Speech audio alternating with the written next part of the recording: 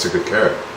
Hey everyone, it's Sean Crane from No Stress Nutrition again, back here in my kitchen to go over the Introduction to Nutrition series, the digestive system, with you.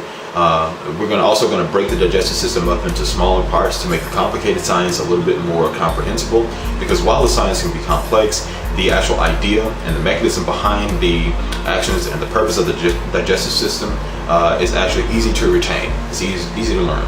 Okay, so today we'll just focus on the mechanics. What happens to this piece of carrot when I decide to chew it up and swallow it? Do I have any control of what happens to that piece of carrot after I swallow it? And if you don't know, stick around and find out. You can also follow up with this video on the official article at nostressnutrition.net, or you can click on the link that will redirect you to the article in the description of this video and follow along there. Okay? So by the end of this short series, we want to have you to a point where you know what happens when you consume a product, what happens to it as it goes through your digestive system, and how the nutrients from that product are used throughout your body. And then we're going to go into ways that you can keep the digestive tract healthy and then keep the processes that occur within it very efficient. So how does this all work? What is the GI tract made up of?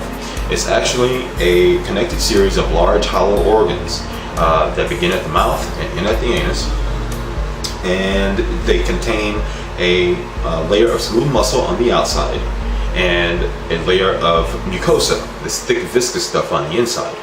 The muscles on the outside, they contract and expand to help move food forward through the digestive system, as well as mix the contents of the material in each organ with the associated enzymes and acids. That thick lining on the inside, the mucosa, helps protect the actual tissue of the wall of that large hollow organ from acids and then crystalline objects or crystalline molecules. We call that muscle action, that movement that kind of looks like an ocean wave across the wall of the organ, peristalsis. That's the movement by which food is propelled through. Okay, so first you swallow that food, and then it moves into your esophagus, which connects the throat above to the stomach below. The esophagus is also covered by those smooth muscles and has a mucosa on the inside, and it has sphincters along small ring-like muscles called sphincters along the contour of that esophagus. And what they do is that the one above will open up to allow food to come in, the one below it is contracted, and it will also open up, and the one on the top will squeeze, and then the one on the bottom of that will open up, and the one on the top of that one will squeeze, so food is just pushed down through the esophagus. The junction in between the esophagus and the stomach is called the lower esophageal sphincter. And what that does is when enough pressure hits that, it will open up to allow the contents to be emptied into the stomach for further digestion. When that material gets into the stomach secretes something called hydrochloric acid. It's an acid that helps break up all of that material into smaller parts so they can be ready for further digestion. And while it's in there, along with the acid, you also have muscles around the walls of the stomach that are churning that food and to help break it up into smaller parts. Okay, and then after that, there is another sphincter that opens up at the bottom of the stomach, allowing food to pass into the small intestine. And a lot of things can affect the emptying of the stomach. It could be the amount of food you ate, it could be the type of food you ate. For example, carbohydrates. Carbohydrates, they are digested fat the fastest. So if you ate something with a significant amount of carbs, that'll be digested faster than, let's say, protein or fiber or fats. They take a little longer to digest. So that affects the emptying of the contents. So after they reach the small intestine, digestive juices from the liver and the pancreas are secreted into the small intestine, as well as something called bicarbonate from the pancreas that helps neutralize that acid that was in the stomach so that it doesn't burn up your small intestine.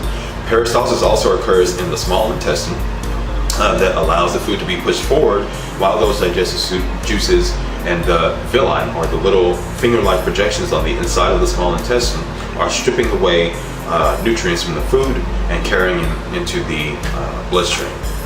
Okay. After the small intestine, it reaches the large intestine where all the water, a few excess nutrients that the small intestine didn't quite catch, and then some salvageable enzymes are reabsorbed through the walls of the large intestine and then carried off into the bloodstream. After the large intestine, you reach the rectum and the anus, where food is normally expelled by a bowel movement.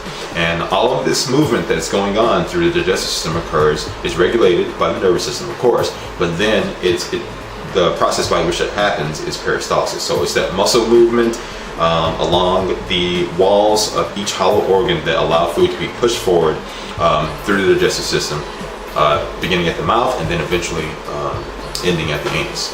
Okay, so that's it for the mechanics of digestion.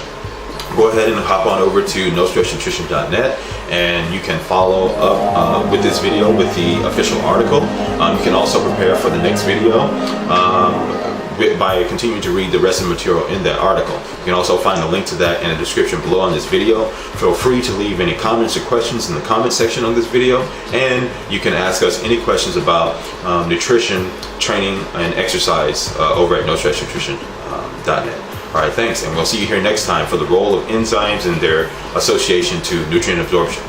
Actually, I don't want to let you go that easily. Just to recap, we have the mouth where we chew up the food and saliva mixes with it, and then it moves into the esophagus. We have peristalsis in the esophagus that moves down to the lower esophageal sphincter. Upon pressure, that opens up, and the contents of the esophagus are moved into the stomach. And then after it's churned in the stomach with the hydrochloric acid, the sphincter in between the stomach and the small intestine opens up, and then it's emptied into the small intestine. Pancreatic juices and liver juices, bile and bicarbonate from the liver and pancreas come into the small intestine to help strip away nutrients and neutralize the acid from the stomach. And then after we get to the large intestine, it's still going through peristalsis the whole time. Large intestine, we get water being absorbed from the material, and then a few excess nutrients that the small intestine can catch, along with whatever salvageable enzymes are there. And then after all that's done, we have the rectum and anus, where we have a bowel movement. We expelled all the waste products like this insoluble fiber and some other things that can be digested. So with that recap, let's go ahead and give you a small quiz to test the retention of your knowledge real quick. You can post your answers in the comment section, or you can go over to NoStressNutrition.net and ask questions if you need to. All right, thanks.